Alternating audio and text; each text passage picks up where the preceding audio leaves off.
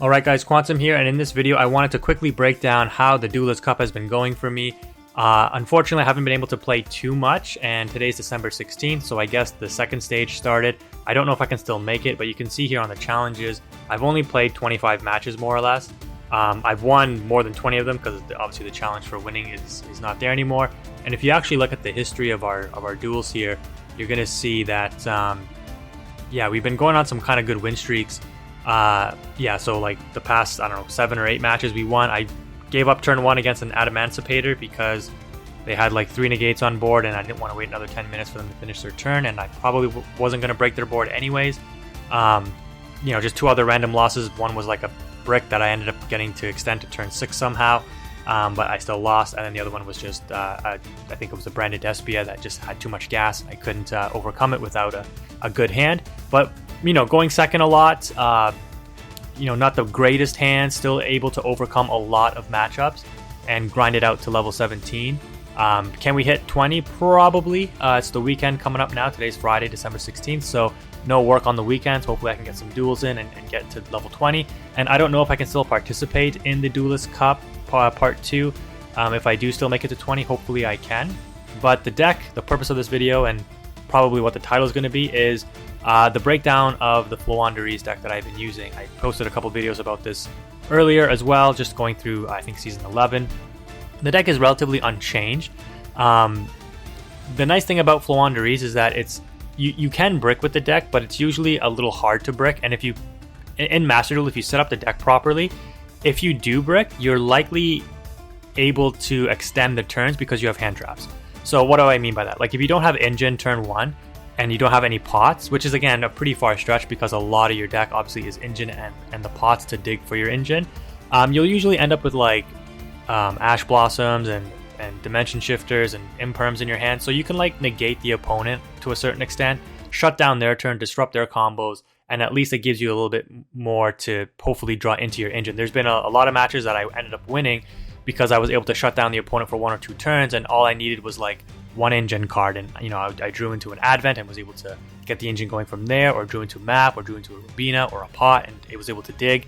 And it just takes 1 card, and if you can kind of play around your opponent's disruptions, again having these 3 negates for the negates, Call by the Grave and Crossout, is amazing. So that's why the deck is so effective. Another reason is you don't need to run Max C.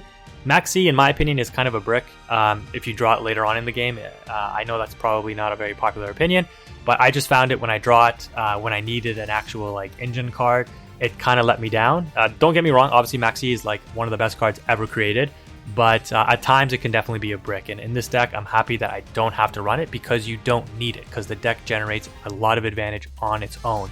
And that's why when you play things like Lightning Storm, if you draw like 1 or 2 of these bricky cards later on, it's usually not too much of an issue because you have your full engine rolling and you have advantage. Versus if you drew like a Max C when you would have wanted to see a Lightning Storm, you have nothing on your field and you're like, I need a way to out the opponent's board, back row or attack monsters. At least if you top deck a Lightning Storm, you're like, okay, good, I'm playing that Lightning Storm. If you top deck a Max C, you're just gonna die next turn anyways, right? So I know that's a weird concept, but that's how I seen it play out. And again, I'm not playing at the highest level, so that may not be completely accurate. But for me, that's what's worked. So yeah, I opted to go with Imperms. Obviously, Ash Blossoms is staple in Master Duel. These 2 cards, DD Crow and Effect Veiler, I don't think are necessary. Usually, if you play against good players and you search out your DD Crow, which is what the Robina does since you don't search for statue anymore, people or good players will know how to play around DD Crow and will like either force you to out it, or just bait you in playing it, and it's not really as effective. Don't get me wrong, it's still very good and it has come in clutch in certain situations, but it's just not as effective as you might think. And because you do play Shifter, because you do play Stree, the DD Crow is really only to react to like obviously quick effect, right? Like if you don't have the ability to just summon your Stree and banish something that the opponent would use, you have to DD Crow it, right? But again, with shifters and everything, I often found like if I have Shifter, like I don't need to search the DD Crow, so it's kind of useless. So you can definitely take these 2 out and maybe put in more going second cards. So maybe a 3rd Imperm, maybe more Lightning Storms, maybe evenly matched. Those can be very useful as well. So the deck is pretty standard, but I think you have some utility slots in the Effect Veiler, DD Crow, Lightning Storm, and the Imperm. So kind of 5 techie cards that you can decide. Everything else I think is mandatory, you have to play, and it's very, very effective. The extra deck, pretty straightforward. Never used it once yet. Haven't run into a Bagooska or a Zombie World, but I'll just go over some quick things here. The things that you absolutely need are the Nightingale, Downard, and the Zeus. Everything else is kind of like you don't really need it, but I haven't, like I said, I haven't used it. But if you do run into the situation where you need to link off 2 of your, or sorry, Xyz 2 of your level 1 birds into a Nightingale to go into Zeus, you want to have that option in case something happens and the opponent sets up a board to negate yours. The Codebreaker, this is just a rare, so it takes nothing to craft. This thing has 2300 attack. The way that this works is if the opponent has a Babooska in defense, it shuts down your whole engine, right? So what you need is basically like a map or a monster already on field, and you normal summon without triggering the effects. It'll go to defense. If you activated the effect, it would be negated anyways from Babooska, but if you activated the effect, it would lock you out of special summoning. So you have to make sure when you summon it, you don't activate any effects. It goes to defense mode because of Babooska. Then you use your normal summon for the turn and summon out a regular bird, right? So you use 1 normal summon from map, 1 normal summon from a bird, or for your turn, and you have 2 birds on board. 2 effect monsters, you're able to link them off into this Link 2 Codebreaker Virus, and when you summon it, you can now beat over Babooska, right? It has 2300 attack. Babooska in defense has 2000 defense, or even if it's an attack, which it wouldn't be, but 2100. So that's why this is in the deck, right? It's a very low cost Link 2 to beat over Babooska. That's how that works. And then if they have Zombie World on the field, you have a Nightmare Phoenix. So these 2 cards I would say are probably 2 things you want, because if you run into Zombie World and you don't have a way to out it, it's pretty much game over.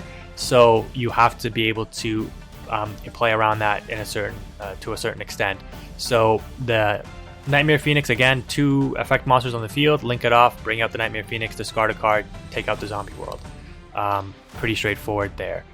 You also have a Nightmare Cerberus, I guess you could use as well to out a Babooska if they put it in their main monster zone, but the Codebreaker has more attack, and you don't have to discard a card, right? If you don't want to risk running into like a back row, like who runs Mirror Force these days, but something to out the Codebreaker when it attacks, then I guess you can go with the Nightmare Cerberus. But that's kind of the reasoning behind that. Everything else is pretty straightforward. Let me know if you want to see any matches or commentary, match analysis by me. I'm still fairly new to the game, only like 2 months in. So back when I played 15 years ago, Synchros and Links, Xyz, Pendulums, all that stuff wasn't around. So I've learned it now, obviously, and been doing fairly well. But this is as I learn the game, my perspective might be a little bit different than some other people that you might listen to. So again, me going over why I think Maxi may not be the best card, whereas other people might praise it as the holy grail, which I can understand why it is. Back when I played, card advantage was number 1, and Maxi is nothing but card advantage when you play it, right? Or it shuts down your opponent's turn because they don't want to give you that card advantage. So I understand why it's very good, but that was my rationale, which what I explained earlier. If you're interested in what might be coming up later on in the channel, we have a Labyrinth deck. I splurged all 12,000 gems I had opening up the new packs, which was pretty cool.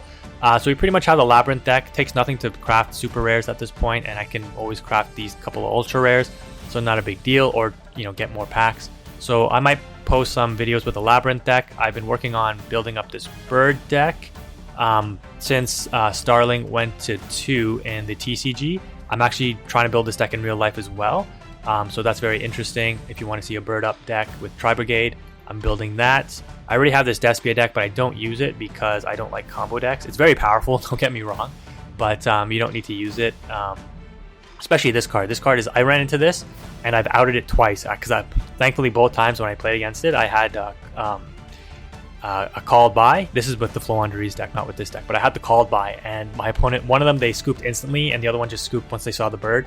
But it's kind of funny when people play this strategy, and if you out the strategy, because they commit so many resources to putting the Ido on your board, they usually just scoop right away. So thankfully called by should go to 3, maybe? No, I'm kidding.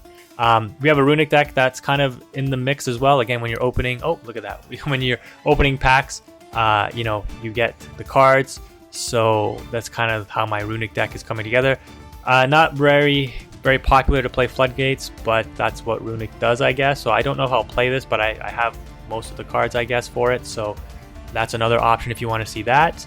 The Flunder, or I hate the term Flunder, but Floowandereeze, we already have, and that's our main deck that we're using. So yeah, I don't want this video to go too long, but that's kind of where we're at. If you're interested in anything, let me know in the comments below, and if you could drop a like on the video, it would be appreciated. Thank you again for watching though, guys. Quantum is out.